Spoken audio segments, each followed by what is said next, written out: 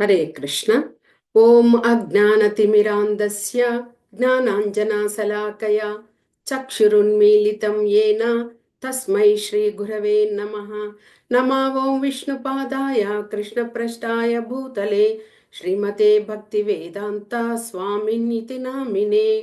నమస్తే సరస్వతీ దేవే గౌరవాణి ప్రచారిణే నిర్విశేష శూన్యవాది పాశ్చాత్య దేశతారిణే. జయ శ్రీ కృష్ణ చైతన్య ప్రభు నిత్యానంద శ్రీ అద్వైత గదాధార శ్రీవాసాది గౌర భక్త బృంద. హరే కృష్ణ కృష్ణ కృష్ణ హరే హరే, హరే రామ రామ రామ హరే హరే. హరే కృష్ణ. ఈరోజు మనము భాగవతం నుండి ధ్రువుని యొక్క చరిత్రం, ధ్రువ మహారాజు యొక్క చరిత్ర గురించి తెలుసుకుంటున్నాము. ఇది మనకు భాగవతంలో నాలుగవ స్కందంలో 8వ అధ్యాయంలో చెప్పబడింది ధ్రువ చరిత్ర గురించి. ఓకే, ధ్రువుని గురించి తెలుసుకుందాం. ధ్రువ చరిత్ర గురించి తెలుసుకునేటప్పుడు వంశము, నార్మల్గా ఎవరి గురించి చెప్పుకుంటున్నామో వారి యొక్క వంశ చరిత్ర కొద్దిగా తెలుసుకోవాలి. కాబట్టి మనము బ్రహ్మ నుంచే మొదలు పెడదాం. బ్రహ్మ యొక్క మానసపుత్రుడు స్వయంభూమను ఆయన సృష్టించాడు. అదేవిధంగా శతరూపాన్ని కూడా ఆయన సృష్టించడం జరిగింది.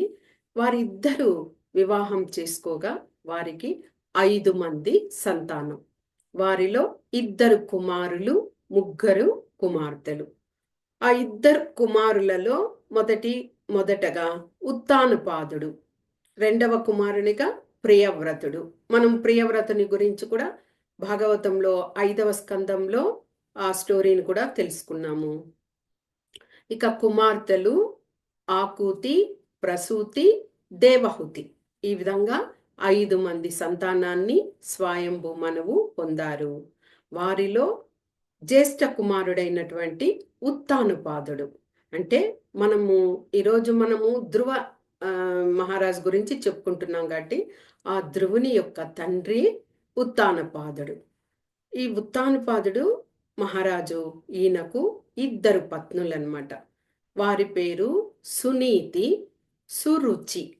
సునీతి పేరులోనే చక్కదనం ఉంది చూడండి. నీతి అంటే ధర్మబద్ధంగా వినయంతో ఆమె ఉండేది. సురుచి అన్నప్పుడు రుచి అంటే భౌతిక విషయాల పట్ల ఎక్కువ ఆకాంక్షతో, భౌతిక ఐహిక సుఖభోగాల కోసం ఆ విధంగా ఉండడంలో సురుచి ఎక్కువగా ఉండేవారనమాట. ఉత్తానపాదుడు ఒకరోజు, వారికి 2 భార్యలు కదా, ఉత్తానపాదుడికి సురుచి అనే ఆమెకి ఒక కుమారుడు ఉత్తముడు. అదేవిధంగా సునీతి యొక్క కుమారుడే ధ్రువుడు అన్నమాట. ధ్రువునికి ఒక 6 సంవత్సరాల వయసు, 5-6 సంవత్సరాల వయసు. అలాంటి వయసులోనే ఆయన తపస్సు చేయడానికి వైరాగ్యంతో వెళ్ళాడు. అది ఏమిటి అన్నదే ఇప్పుడు తెలుసుకుందాం. ఒకరోజు ఉత్తానపాదుడు ఆయన సునీతి యొక్క కుమారుడైనటువంటి ఉత్తముని తన ఒడిలో కూర్చోబెట్టుకొని లాలిస్తూ ఉన్నాడనమాట. అదే సమయానికి అక్కడికి ధ్రువుడు రావడం జరిగింది. ధ్రువునికి కూడా మనసులో కోరిక కలిగింది. తన తండ్రి దగ్గర తాను కూడా అతని ఒడిలో కూర్చొని ఆడుకోవాలి అనుకున్నాడు.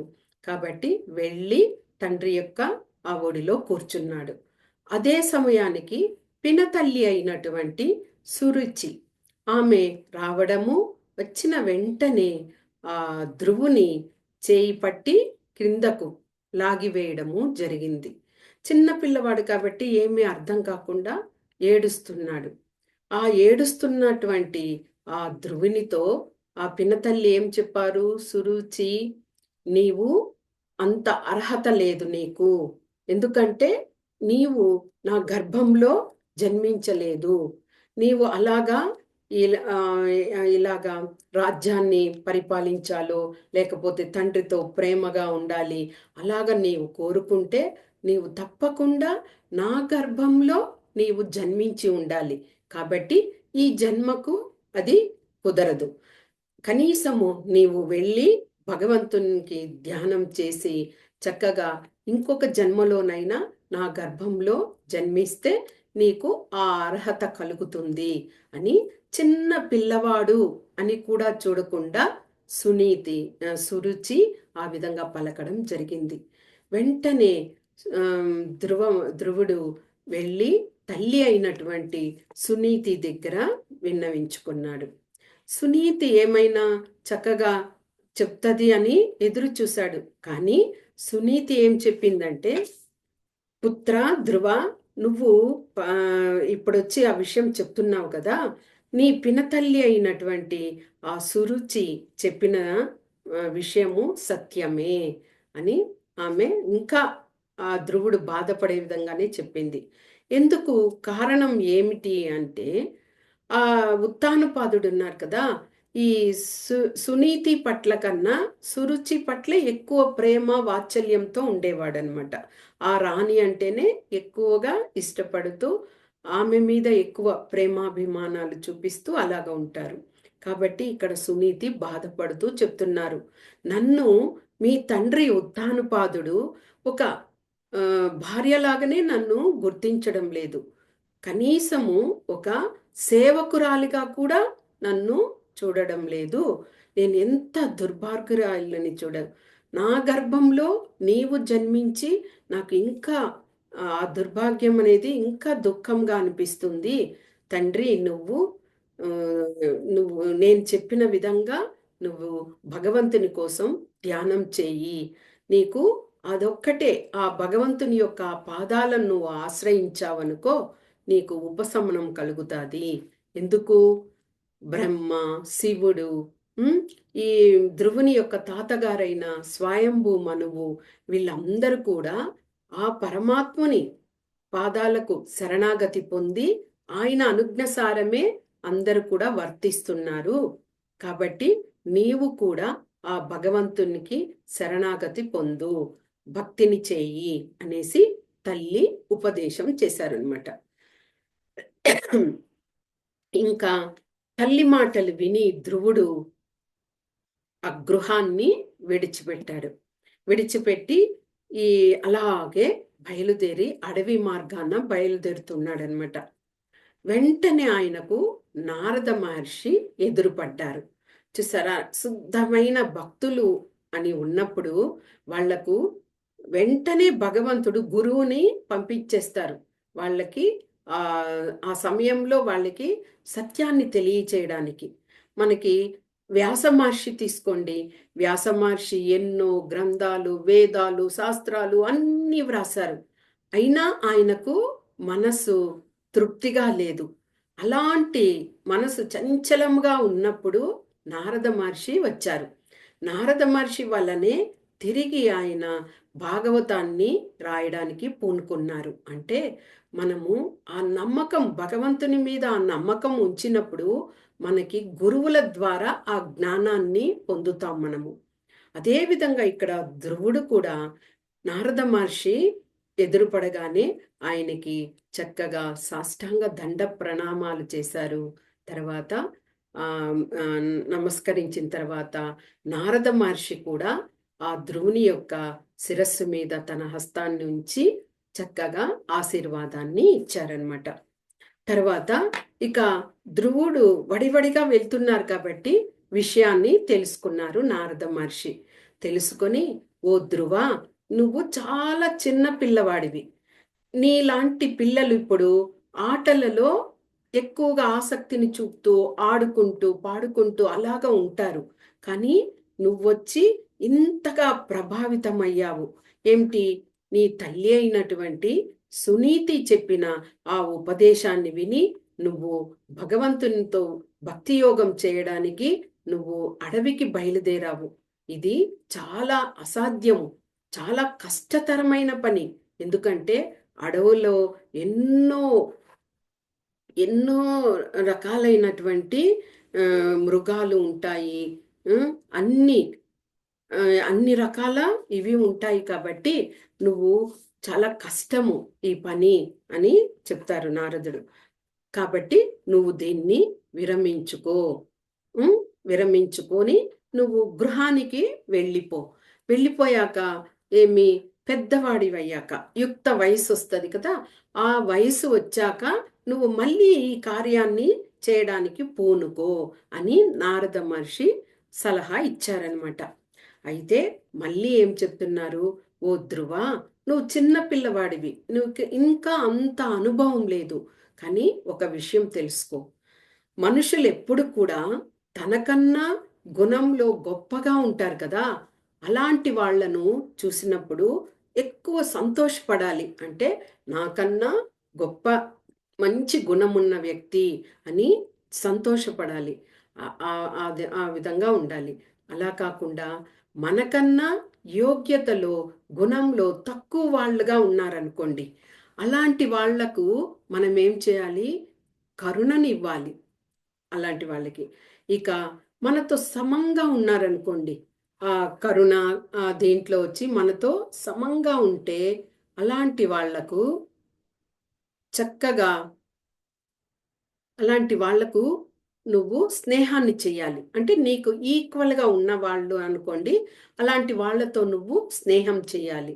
కాబట్టి నువ్వు నా మాట విని నువ్వు తిరిగి వెళ్ళు అని చెప్తారు. కానీ ధ్రువుడు ఒకే పంతంగా ఉన్నారు. ఎలాగైనా కానీ తాను ఉత్కృష్టమైన గొప్ప వ్యక్తిగా అవ్వాలి అనుకొని, ప్రభు నువ్వు చెప్పే మాటలు ఏమీ కూడా నాకు నా హృదయాన్ని తాకడం లేదు. ఎందుకంటే నా పినతల్లి ఆ విధంగా మాట్లాడడం వల్ల నా హృదయము ఛేదమైంది. నువ్వు చెప్పే ఏ విషయం నాకు అంతగా రుచించడం లేదు. కాబట్టి నాకు ఒక చక్కటి ఒక సత్యాన్ని, ధర్మాన్ని నాకు తెలియచెయ్యి. ఎందుకంటే నువ్వు హరినామాన్ని అందరికీ తెలియజేస్తూ ముల్లోకాలు తిరుగుతూ సూర్యునిలాగా నువ్వు భ్రమణం చేస్తున్నావు. అంటే సూర్యునిలాగా నువ్వు అన్ని చోట్ల తిరుగుతున్నావు. కాబట్టి నువ్వు చాలా గొప్ప మహాత్ముడివి. కాబట్టి నాకు ధర్మపదాన్ని తెలియచెయ్యి అనేసి ధ్రువుడు పలికాడు. ఇక నారద మహర్షి ఏం చేయగలుగుతారు, ఎంత చెప్తున్నా కానీ ధ్రువుడు వినడం లేదు. కాబట్టి ఇంకేం చేశారు, సరే ఓ ధ్రువ, నువ్వు భక్తినే చెయ్యి, ధ్యానం చెయ్యి. ఎలాగా, నీవు వెళ్ళి ఆ యమునా నది ప్రవహిస్తుంది ఈ అడవిలో, ఆ యమునా నది దగ్గరికి వెళ్ళి చక్కగా ప్రతిరోజు స్నానం చెయ్యి. స్నానం చేసిన తర్వాత ఒక ఆసనాన్ని ఏర్పరచుకో. ఆసనం ఏర్పరచుకొని ఆ మనస్సుని, శరీరాన్ని, ఇంద్రియాలను నిగ్రహించి ధ్యానం చేయడము అలవాటు చేసుకో అని చెప్పారనమాట. ఎందుకు అంటే ఆ భగవంతుని యొక్క రూపము అది నిత్య యవ్వనమైన రూపము. ఆయన సచ్చిత్ ఆనందుడు, అంతేకాదు కరుణా సముద్రుడు. ఆ చతుర్భుజ రూపంలో నువ్వు ధ్యానం చేసావంటే నీకు తప్పకుండా సాక్షాత్కారాన్ని ఇస్తాడు ఆ భగవంతుడు అని చెప్పి ఒక మంత్రాన్ని ధ్రువ మహారాజుకి తెలియజేస్తారు. అది 12 అక్షరాలు కలిగినది. మనకి అష్టాక్షరి తెలుసు, ఓం నమో నారాయణాయ. తర్వాత పంచాక్షరి ఉంది, నమ శివాయ. ఇది 12 అక్షరాలు. ఏమిటి, ఓం నమో భగవతే వాసుదేవాయ, ఓం నమో భగవతే వాసుదేవాయ అని ఆ మంత్రాన్ని ఆయన ధ్రువునికి చెవిలో చెప్పడం జరిగింది. నువ్వు ఈ మంత్రాన్ని పఠిస్తూ నువ్వు చక్కగా మట్టి జలంతో కలిపి ఒక విగ్రహాన్ని తయారు చేసుకొని ఆ విగ్రహానికి నువ్వు ప్రతిరోజు చక్కగా స్నానాదులన్నీ ముగించుకొని పత్రము, పుష్పము, ఫలము, తోయము ఆ అడవిలో ఏమి దొరికితే వాటిని ప్రేమపూర్వకంగా నువ్వు భగవంతునికి అర్చించు. మనకి భగవద్గీతలో కూడా భగవంతుడు అదే చెప్పారు, పత్రం పుష్పం ఫలం తోయం యోమే భక్త్యా ప్రయచ్చతి తద్ అహం భక్తి ఉపహృతం అష్టామి ప్రయతాత్మన. ఏదైనా చాలు, ఆ తులసి తీర్థం కూడా పెడితే కూడా చాలు, ప్రేమతో ఇచ్చినప్పుడు, నేను భక్తితో చేసినప్పుడు నేను దాన్ని తీసుకుంటాను, స్వీకరిస్తాను అని భగవంతుడు చెప్పారు. కాబట్టి ఆ విషయాలన్నింటినీ కూడా ఇక్కడ నారద మహర్షి తెలియచేశారనమాట. తర్వాత ఇక ఆయన దగ్గర ఆశీర్వాదం తీసుకొని నారద మహర్షి ఆయన ముందు నిష్క్రమించేశారు. ఈయన ధ్రువుడు కూడా భగవంతుని యొక్క అదే నారద మహర్షి యొక్క ఆశీర్వాదం తీసుకొని మధువనం వైపు బయలుదేరాడనమాట. అంటే మనము బృందావనంలోని 12 వనాలు తెలుసుకున్నాం. ఆ వనాల్లో ఒక వనం మధువనం. ఆ మధువనం ఏమి ప్రాముఖ్యత? మధు అనే రాక్షసుణ్ణి భగవంతుడు సంహరించడం వల్ల ఆ వనానికి మధు అనే పేరు వచ్చింది. ఇంకా ఆ వనము చాలా సుందరంగా ఉండి ఎన్నో వృక్షాలతో, పుష్పాలతో, ఫలాలతో అలరారుతూ ఉండడం వల్ల అక్కడ తేనెటీగలు మధు ఆ తేనె పట్టుతో ఎక్కువగా ఉండడం వల్ల ఆ వనానికి మధువనం అని కూడా పేరు వచ్చింది. ఇక ఇప్పుడు ధ్రువుడు వచ్చి తపస్సు చేయడానికి కూడా వెళ్తున్నారు ఆ సేమ్ ఆ మధువనానికి అన్నమాట. ఇక ఆయన బయలుదేరాక నారద మహర్షి నేరుగా ఉత్తానుపాదుని దగ్గరికి వెళ్ళాడనమాట. వెళ్ళి, మహారాజా, నీ కుమారుని కొరకు నువ్వు చింతించాల్సిన అవసరం లేదు.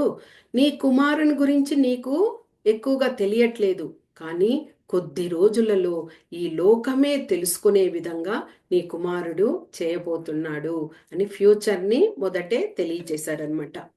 ఇక ధ్రువుడు ఆ మధువనానికి చేరుకొని చక్కగా యమునా నది తీరంలో అక్కడ ఒక ఆసనం ఏర్పరచుకొని అక్కడ మట్టితో చక్కగా భగవంతుని తయారు చేసి ఇక ధ్యానం చేయడానికి స్టార్ట్ చేశాడనమాట. ఆ ధ్యానం ఏ విధంగా చేశాడు ఆయన అర్చన అంటే అంత కఠినమైన దీక్షలాగా చేశాడనమాట. మొదటి నెల ఏం చేశారు ఆయన? 3 రోజులకు ఒకసారి ఆ అడవిలో దొరికేటువంటి కందమూలాలు, పళ్ళు, కాయలు వాటిని అంటే 3 రోజులకు ఒకసారి తినడం, ఇక 2 రోజులు అలాగే ధ్యానం చేయడం, అలాగా 3 రోజులకు ఒకసారి అవన్నీ తింటూ చక్కగా భగవంతుణ్ణి అర్చిస్తూ ధ్యానం చేశాడు.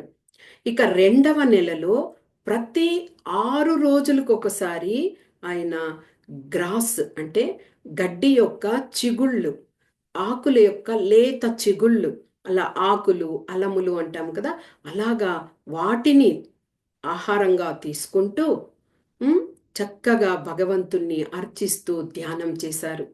తర్వాత 3వ నెల ఏమైంది? 9 రోజులకు ఒకసారి 9 రోజులకు ఒకసారి జలం మాత్రమే, నీటిని మాత్రమే తీసుకొని చక్కగా ధ్యానం చేయడం జరిగింది. తర్వాత 4వ నెలలో 12 రోజులకు ఒకసారి 12 రోజులకు ఒకసారి ఏమి ప్రాణాయామం అంటే శ్వాసతో ఆయన పూర్తిగా ఉండడం జరిగింది. ధ్యానం చేస్తూ అంటే ప్రాణాయామం చేస్తూ దేని మీద ఏకాగ్రత చూపకుండా ప్రాణాయామ గాలిని తను నిశ్వాస ద్వారా తీసుకుంటూ భగవంతుణ్ణి తన హృదయంలో చతుర్భుజ విగ్రహాన్ని గుర్తు తెచ్చుకుంటూ పూర్తిగా అలాగా ధ్యానం చేశారు. ఇక 5వ నెల ఏమైంది?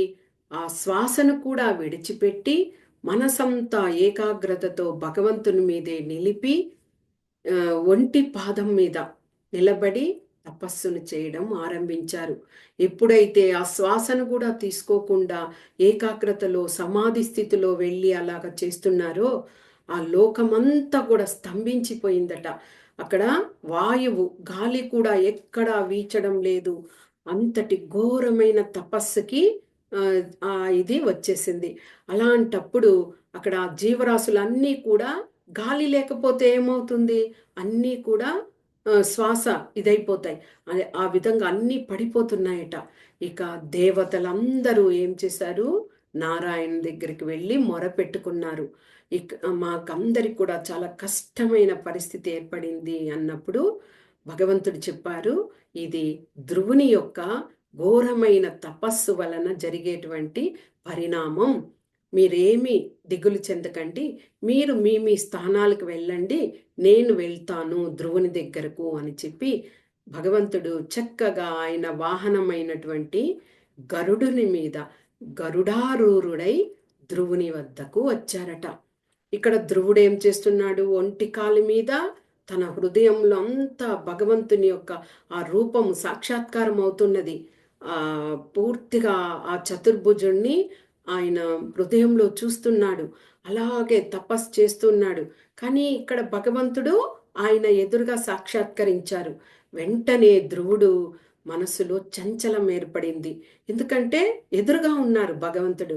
చంచలం ఏర్పడి ఆ తపస్సుకి భగ్నము అయ్యే విధంగా అనిపించిందనమాట. వెంటనే ఆయన మెల్లగా కళ్ళు తెరిచారు ధ్రువుడు. కళ్ళు తెరిచేసరికి ఎదురుగా ఆజానుబాహునిగా చతుర్భుజుని రూపంలో శంఖ చక్ర పద్మ గదాయుధంతో నీలమేఘ శ్యాముడై తర్వాత కర్ణ కుండలాలను వేసుకొని ఉన్నారు. యజ్ఞోపవీతంతో ఉన్నారు. వైజయంతి మాలను వేసుకొని ఉన్నారు. ఆ విధంగా ఆయనకు ఎదురుగా కనిపించారు. ఒక్కసారిగా భగవంతుడు ఎదురుగా సాక్షాత్కారం అయ్యే లోపల ధ్రువునికి ఏమీ తోచలేదు. కళ్ళ వెంబడి అశ్రుధార అలాగే ఇదవుతూ ఉంది. ఏం పలకరించాలో కూడా తెలియట్లేదు. ఎందుకు అంటే అంతవరకు ఆయన హృదయంలో సాక్షాత్కారం పొందుతున్నాడు ధ్యానం చేస్తూ. ఒక్కసారిగా ఎదురుగా కనిపించేసరికి భగవంతుడు ఇక ఆయనకు మాటలు రావడం లేదు. పారవస్యంని పొందుతున్నాడు. ఇలాగా ఆయన తన అనుభవాన్ని అలాగ ఫీల్ అవుతున్నాడు. భగవంతుని పాదాలను గట్టిగా పట్టుకొని స్పృశిస్తున్నట్టు, భగవంతుని గట్టిగా ఆలింగనం చేసుకొని ఆ ఫీల్ని పొందుతున్నట్లు పరవశుడవుతున్నాడు. కానీ ఏమీ చేయలేకపోతున్నాడు అనమాట. భగవంతుని చూసి స్తుతించాలి అని అనుకుంటున్నాడు. కానీ స్తుతి అంటే ఏమిటో తెలియట్లేదు. ఎందుకంటే 6 సంవత్సరాల పిల్లవాడు, అనుభవ శూన్యుడు కదా, అంత అనుభవం లేదు. భగవంతుడు ప్రత్యక్షమైతే ప్రార్థన చెయ్యాలి అంతటి అనుభవం లేదు. అలాంటి సందిగ్ధ పరిస్థితిలో ఆయనకు ఏం చేయాలో పాలుపోనప్పుడు మహావిష్ణువు దానిని తెలుసుకున్నారనమాట. తెలుసుకొని వెంటనే ఆయన చేతిలో ఉన్నటువంటి పాంచజన్యాన్ని ఆ ధ్రువుని యొక్క తల మీద ఉంచారు. ఎప్పుడైతే ఆ పాంచజన్యం యొక్క ఆ స్పర్శ తగిలిందో వెంటనే వేదాలన్నింటినీ తెలుసుకున్న ఆ జ్ఞానాన్ని ఆయన పొందారనమాట. వెంటనే ఇక అప్పుడు స్తుతించడం ప్రారంభించారు. ఏం చెప్తున్నారు? దేవాది దేవా, ఓ మహానుభావ, నువ్వు సర్వశక్తి సంపన్నుడివి.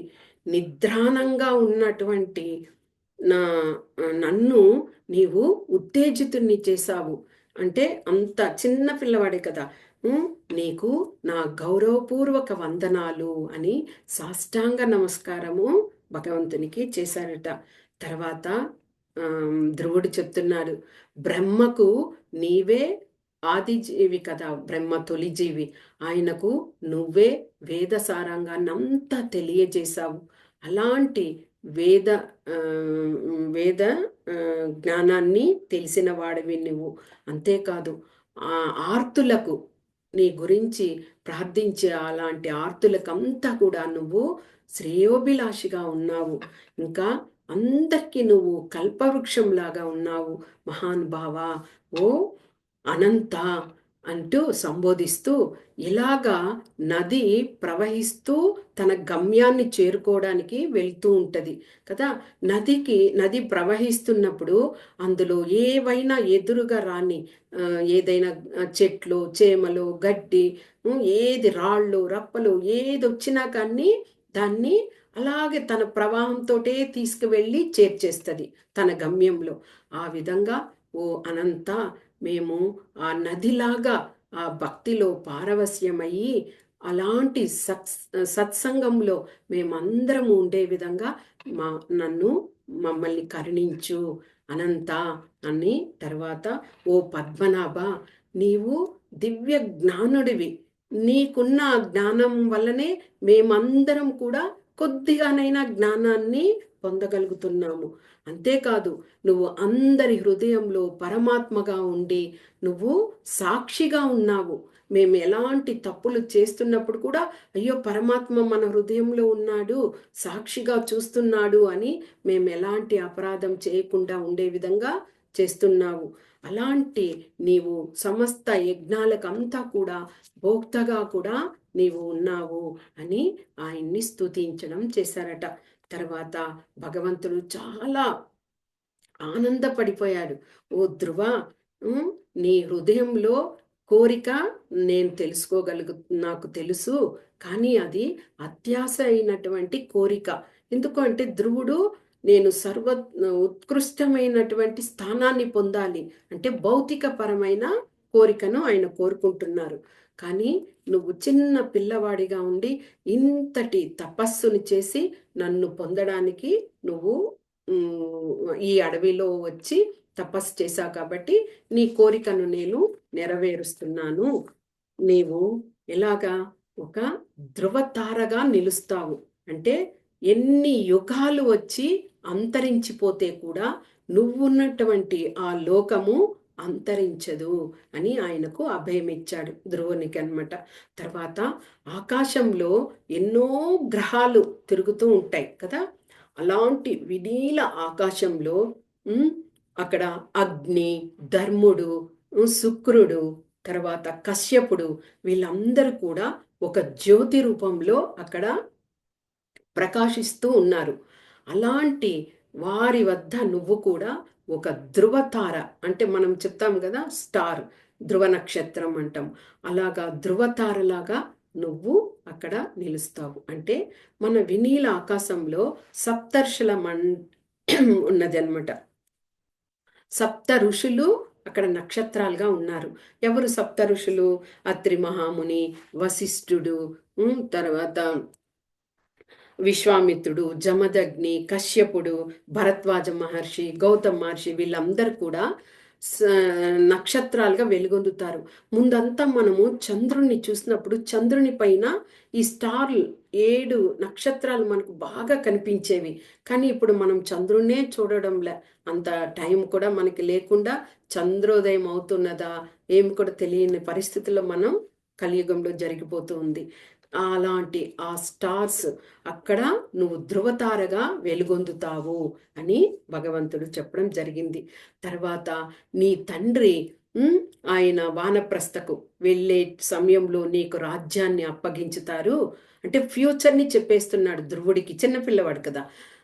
నువ్వు అప్పుడు ఆ రాజ్యాన్ని 36,000 సంవత్సరాలు నువ్వు చక్కగా రాజ్యాన్ని పరిపాలిస్తావు. నువ్వు ఎప్పటికీ కూడా వృద్ధాప్యం అనేదే నీకు రాదు, ఎప్పటికీ అలాగే యంగుగానే ఉంటావు అని కూడా చెప్తారు. తర్వాత నీ యొక్క సవతి తల్లి అయినటువంటి సురుచి ఉన్నారు కదా, ఆమె యొక్క కుమారుడు ఉత్తముడు ఒకసారి అడవికి వెళుతాడు. ఆ అడవికి వెళ్ళినప్పుడు అక్కడ యక్షులు ఆ ఉత్తమునితో యుద్ధం చేసి వారి చేత చంపబడతాడు ఉత్తముడు. అలాగ చంపబడినప్పుడు తల్లి ఆ ఉత్తముని వెతుక్కుంటూ ఆ అడవికి వెళుతుంది.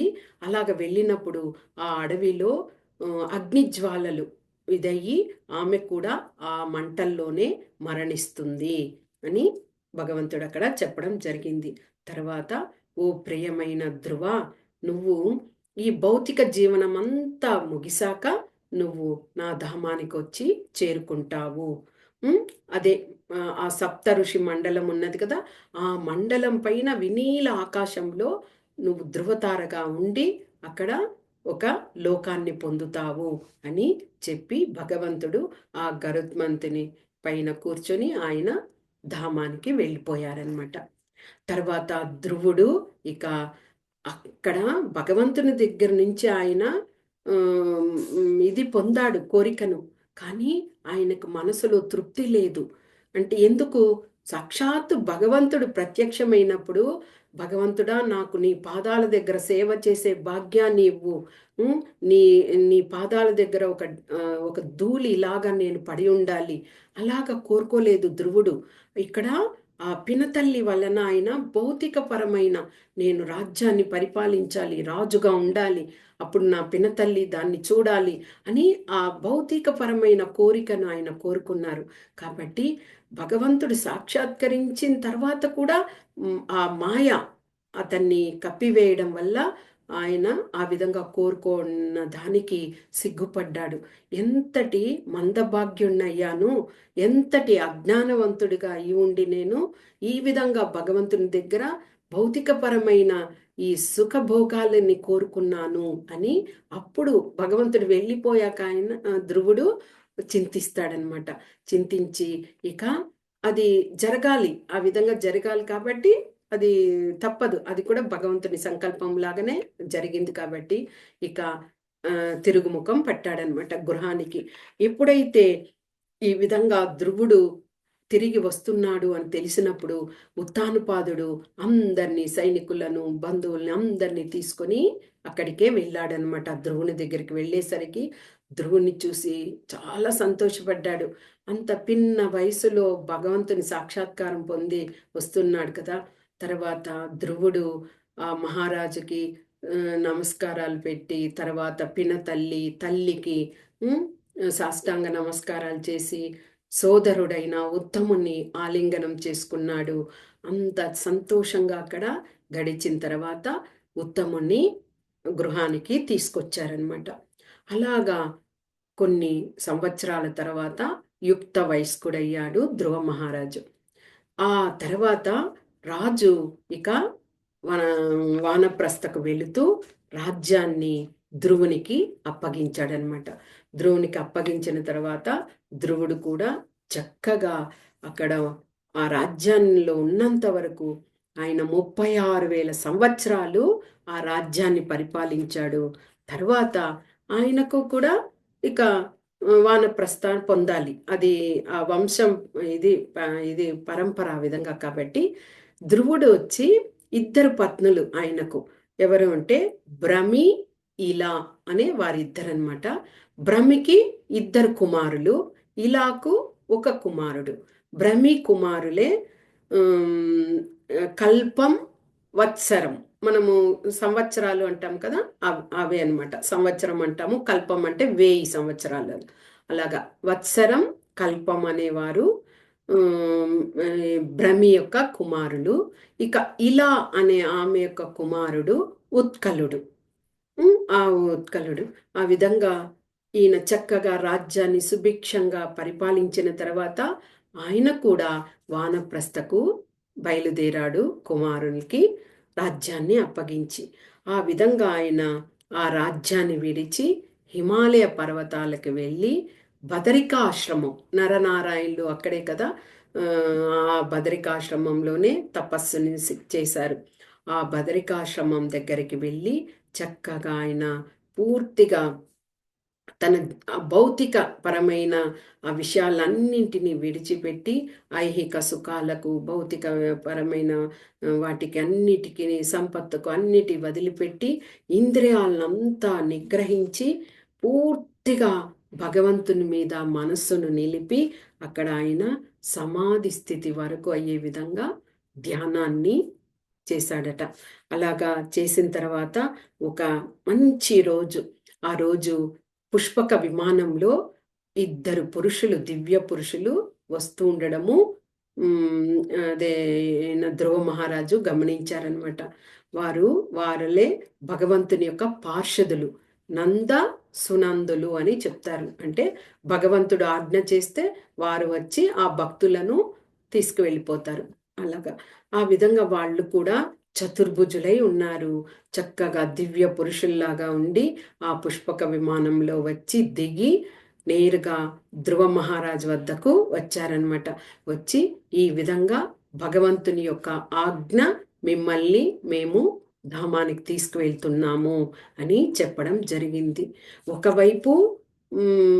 ఒకవైపు సంతోషం, భగవంతుని దగ్గరికి వెళ్ళిపోతున్నామని, ఒకవైపు దుఃఖము. ఎందుకు అంటే ధ్రువ మహారాజు యొక్క తల్లి కూడా, సునీతి కూడా ఆయనతో పాటు అక్కడ తపస్సు చేసుకుంటూ ఉన్నారనమాట. కాబట్టి తల్లిని విడిచిపెట్టి తాను ఇన్ని రోజులు తల్లితో ఉన్నారు కదా! తల్లిని విడిచిపెట్టి తానొక్కటే వెళ్ళిపోతున్నాను అనే బాధతో ఆయన దుఃఖంతో ఆ తల్లినే చూస్తున్నాడట. అప్పుడు ఆ పార్షదులైన ఆ నంద సునందులు చెప్పారు, మీ తల్లికి కూడా ప్రత్యేకమైన విమానం వస్తున్నది. అందులో ఆమెను తీసుకువెళ్తారు అని చెప్పాక మనస్సు కుదుటపడి ధ్రువ మహారాజు ఆ పుష్పక విమానం ఎక్కి బయలుదేరారట. ఆ విధంగా ధ్రువుడు చక్కగా ఆ వైకుంఠానికి వెళ్ళి తర్వాత ఆయనకిచ్చినటువంటి ఆ ధ్రువలోకం ఉన్నది కదా! ఆ ధ్రువలోకానికి వెళ్ళిపోయి అక్కడ ఆయన ఉండడం జరిగింది. అంటే ఆ ధ్రువలోకం అనేది ఎన్ని యుగాలు వస్తే కూడా ఆ ధ్రువలోకం అనేది అది నశించదనమాట. అంటే పాతాళలోకంలో బలి చక్రవర్తి ఆయన కూడా ఇంకా ఉన్నారు. అదేవిధంగా ధ్రువలోకంలో ధ్రువ మహారాజు ఉన్నారు. ఇప్పుడు మనం ఈ స్టోరీని చెప్తున్నాము. ఆ ధ్రువ మహారాజు కానీ నిజంగా ఆలకించారనుకోండి, మనం ఎంత అదృష్టవంతులము. ఎందుకంటే ఎప్పుడో జరిగిన ఆ ధ్రువ మహారాజు గురించి 5000 సంవత్సరాలు అయిన తర్వాత కూడా భాగవతాన్ని వ్యాస మహర్షి రచించడం వల్ల దానిని మనము చూసుకొని చదువుకొని చక్కగా మనం శ్రవణం చేస్తున్నాం. కాబట్టి భగవంతుడు చెప్పారు, ధ్రువునికి మరణం లేదు, వృద్ధాప్యమే లేదు ఆయనకు, అలాగే ఉండిపోతారు. కాబట్టి ఆ విధంగా ధ్రువ మహారాజు భగవంతుని కోసం ధ్యానం చేసి ఆయన్ని మెప్పించి సాక్షాత్కరింపచేసుకొని తాను పట్టుదలతో వైరాగ్యంతో అంటే తల్లి చెప్పిన ఆ మాటలను పినతల్లి చెప్పిన ఆ మాటల వలన తన తల్లి చెప్పినటువంటి భగవంతుని నువ్వు ధ్యానం చెయ్యి, అదొక్కటే నీకు ఉపశమనం కలుగుతుంది నీకు అని చెప్పిన దానిని తీసుకొని ఆ అడవిలో ఎన్నో మృగాలు ఉంటాయి, ఎంతో కష్టమైన పరిస్థితులు అన్నింటిని తట్టుకొని గురువు నారద మహర్షి వలన ఆయన ఆ ధైర్యాన్ని, ఆ దృఢత్వాన్ని, ఆ శక్తిని పొంది భగవంతుని మీద విశ్వాసము